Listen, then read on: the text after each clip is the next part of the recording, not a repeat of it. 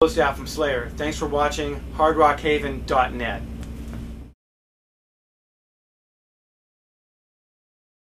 So we've got Paul Bostaph of Slayer here. Thank you so much for talking to us, first of all. Well, Carrie's been talking in interviews about having quite a few new songs kind of worked out with you. 11 or so, I think, was the number? Yeah, it's 11 songs so far. Can you share any of the titles? Or do they have titles? Or some of them have titles, but you never, general rule of thumb is if you put a title out there, by the time the record's done, that title's changed already. So everything's still work in progress. Carrie has been writing lyrics, and I'm sure we'll start working on the music with Tom. But at this point, everything's before the record's recorded, it's not set in stone until you're done. How does that process work? Then does Carrie just have something and say, "Hey, Paul, I need to get drums on this"? Or Carrie, he'll put an idea together, and sometimes it's only part of an idea. It needs to be worked out. Other times he's got like this time around, since he'd already been working on the music. By the time I rejoined the band, he'd already had all this music together.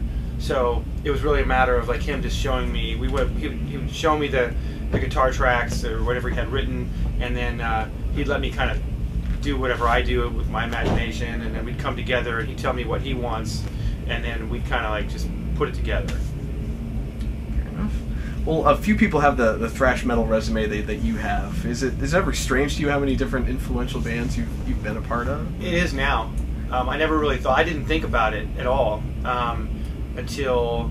I'd be honest with you. Probably it hasn't really hit me till probably I'd say a couple nights ago. Coming back to Slayer again. I know which I never thought would ever happen, but coming back to Slayer again. And people walk up to you and they ask you to sign stuff. Now I'm signing Testament stuff. I'm signing Exodus stuff. I'm signing Forbidden stuff, and I'm signing Slayer stuff. And I look at that and I go, wow. I never thought that I'd be on that kind of journey ever. Well, we've got a few of those things that you just mentioned that get signed. Nice. Okay. So. Okay. Well, what led you to play Yamaha drums? Well, I've always loved Yamaha sound. Always. And Yamaha was a company that I was very intimidated on approaching. I never thought they'd be interested because they have a lot of jazz, fusion. They have big heavy hitters, all these great drummers. But anyway, I was at a music festival out in Europe, and Dave McLean from Machine Head's a friend of mine, and he plays Yamaha. And his rep happened to be at the show, and he said that his rep wanted to talk to any friends of his that would be interested in talking about Yamaha. So I was like, yeah. I jumped on it, and the Yamaha family is amazing, and I love the drums. Favorite Slayer album that you didn't play on? That I didn't play on? Play. That's a great question. That's the first time anybody has ever asked me that. That's a hard one, but my favorite one I hadn't played on, I gotta admit, I think it's South of Heaven. Seasons is great. There's so many great records that it'd be unfair. I could go through one and go, yeah, but I love this one for that. But honestly, South of Heaven's my favorite because when they came out with Rain and Blood, it was so crushing and so heavy and so fast for the time, just landmark, that to follow that record up, what do you fucking do? Pardon my language, what do you do? As a fan, me and my friends were like, wow, these guys are going to follow this up. Everybody's thinking they're going to go faster and faster. I'm like, no, they can't go faster. They got to be heavy. And sure enough, they came out South of Heaven. I was like, that was heavy. And I was talking to Tom about that last night. It's like that. It's my favorite record by them because many bands come out with a pinnacle record, and then all the other records after that, for a while, they pale in comparison to the best one. And I feel that South of Heaven was a very successful record after Rain and Blood. Not a bad choice at all. Can't go wrong there. What's the last album that you remember buying and really enjoying, just that you picked up recently? Last record I remember buying. Well, I bought some stuff on iTunes recently. Well, probably one of the last ones I bought is not a metal album. It's what you call it, Trans-Europe Express by Kraftwerk. I bought that one just because I had it a long time ago and can't find the disc anywhere, so I just bought that one on iTunes. But I've been listening to a lot of a band called Diantwort. And they're not metal either. They're just different than what I ever listened to, and I just got turned on to them recently. They're fucking amazing. really bizarre stuff. It's right? bizarre stuff. It's really like almost like dance, like industrial stuff, which I'm not into dance type of stuff at all. It's very kind of got a lot of rap stuff in it too. It's like, but lyrically they're really good and creative. So, and you know, I dig them. They're edgy. I like that. Well, you mentioned that you never expected to be back where you are right now, playing drums in Slayer. How did that? Can you talk us through how that happened? You know, after the stuff with Dave. Well, I didn't know anything was happening with Dave. When all that was going down with him, you know, I found out about it because I obviously heard about it on the internet. So, and you know, when I saw that John Detty was filling in, and you know, and John's an incredible drummer. But I received a phone call from Tom. He talked to me about the situation, and we talked. You know, we just kind of touched base about, you know, how he felt about, you know, what was happening, and you know how I felt about the band, and you know, and just, you know, I mean, when you leave a band, sometimes you lose trust, and so we talked about all that kind of stuff, and you know, and then I received a phone call, a text message from Carrie. So he sent me a couple songs that they had demoed, and they wanted to hear how I would demo them up. So they sent me the songs. I flew down, and Carrie and I got together. One day we rehearsed, the next day we demoed them up, and then 4 days later I got a call from Carrie, and here we are. Excellent.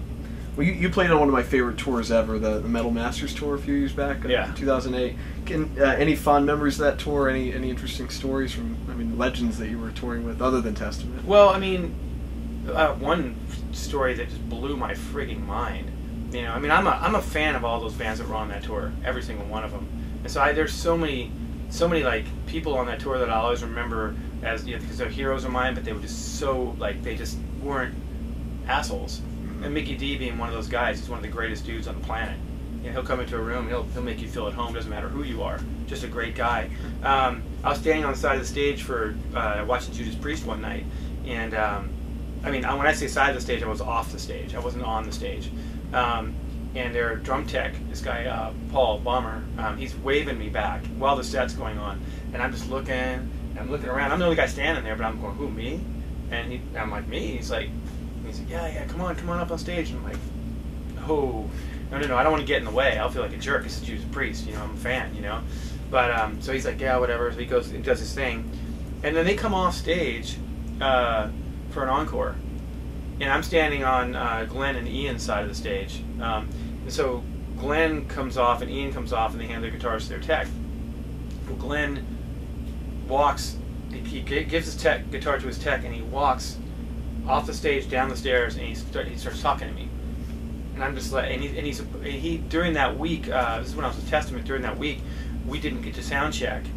We were just throwing our gear up and playing, because Glenn was working out some problems with his rig. And those guys never sound check, you know, which is, you know, very professional. But we didn't care. I mean, you know, do your thing. You know, it's cool. You know, we're on tour with you guys. It's amazing. You know, and he comes down and he starts apologizing for us not getting a sound check. He's like, you know, I'm really sorry. You know that. That you guys didn't get a chance to sound check this week. You know, he's like, you know, I've been having a tuffle with my rig, and you know, he's talking to me, and the whole time when I look at him, I pat him on the back and I'm like, bro, you don't got to apologize to me for nothing. I said it's an honor to be on the road with you, you know.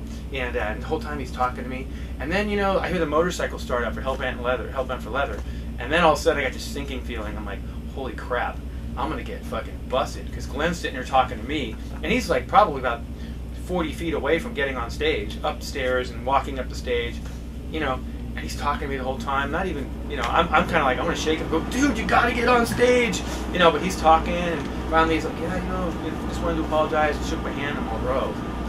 I mean, you know, what can you say to that? He gets up, he walks up on stage, doesn't even run, walks up on stage, grabs his guitar, friggin' goes out there and hits right in time for downbeat.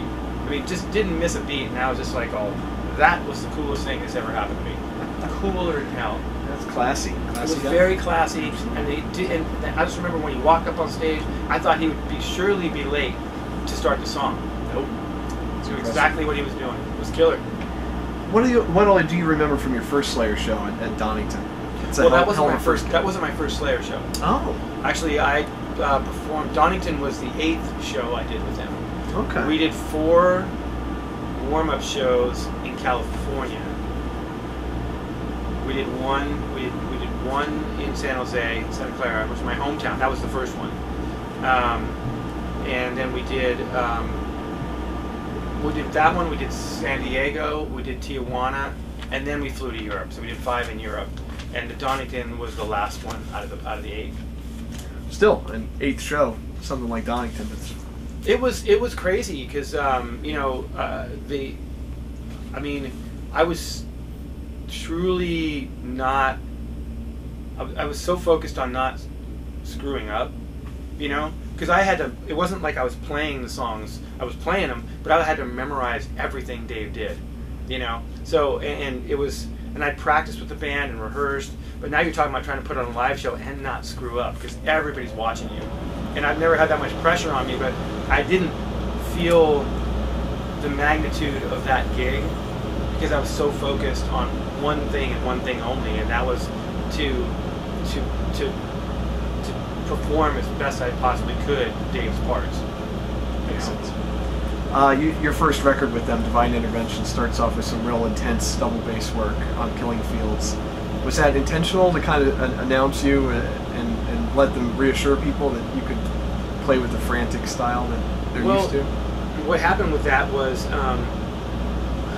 when that Judas Priest just came out with Painkiller that year, and I remember hearing that drum intro, and that was the coolest drum intro I've ever heard in a long time. It's explosive and killer, and I always had that in the back of my head that, man, I'd love to write something like that.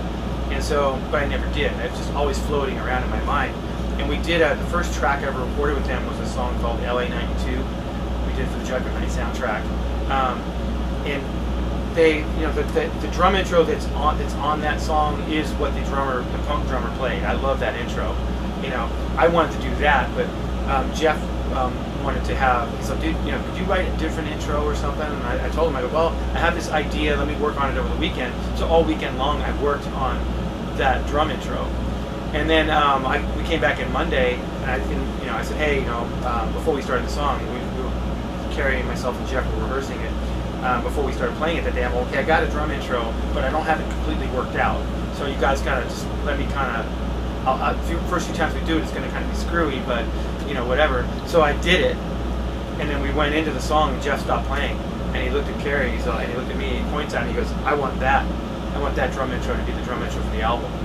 And we were working on Killing Fields that didn't have a drum intro, and it was like, when we talked about it, I don't know who had the idea. I think it was Jeff's idea to tag that on the beginning of Killing Fields, and but it was perfect.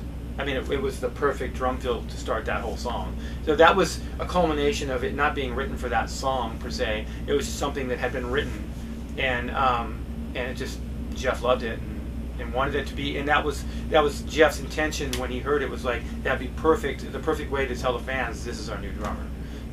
So that was the intention, not of writing it that way, but once Jeff had heard it and Carrie liked it, that was their intention. That's why they wanted it to be the intro of the record. Makes sense. Well, Carrie said that Diabolus in Musica is his least favorite Slayer album. What are your thoughts on that album looking back? I still think Diabolus is a great record. It's you have to take that album for what it is. I think there's some great songs on that record. The Point is a great song. Bitter Peace is one of my favorite Slayer songs. It's a great record. I mean, that one of the things I think there's probably a little more maybe new school things that were happening on that record, and maybe that's why some fans don't like it as much. But within that, there are still some really classically heavy Slayer songs. So I mean, I still like the record. I have a broader.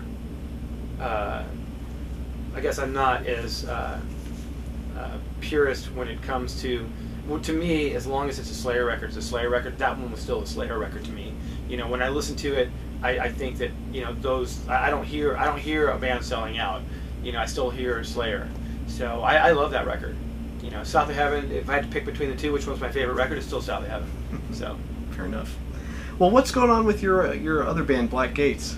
At the moment, nothing, because I've been so busy with this, and this is my main priority. We're talking about, if I get time, getting together with Jeremy, our guitar player, and setting up recording. So we're probably going to try. We have a 10 or 11 songs waiting. We worked on them, they're done.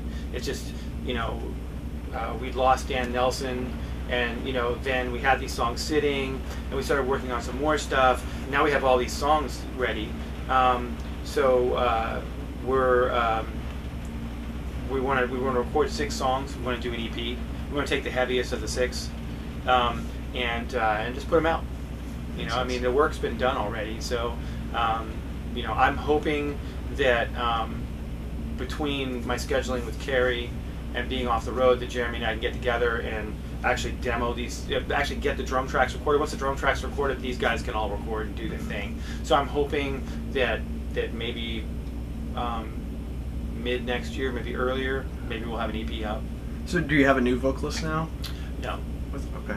Just Dan, but Dan's out of the picture? I can neither confirm nor deny whether Dan is in or out of the picture, because we're not ready to make an official announcement. So Fair that enough. should tell you something. Fair enough.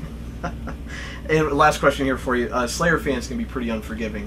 What are the vibes that you get when you're out there playing on this current lineup with, obviously, the Jeff's passing and everything? Well, I mean, to be honest with you, the vibe I'm getting from the fans, it's nothing but positive.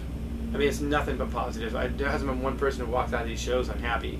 I mean, look, I mean, I think that we're all mature enough to understand what death means.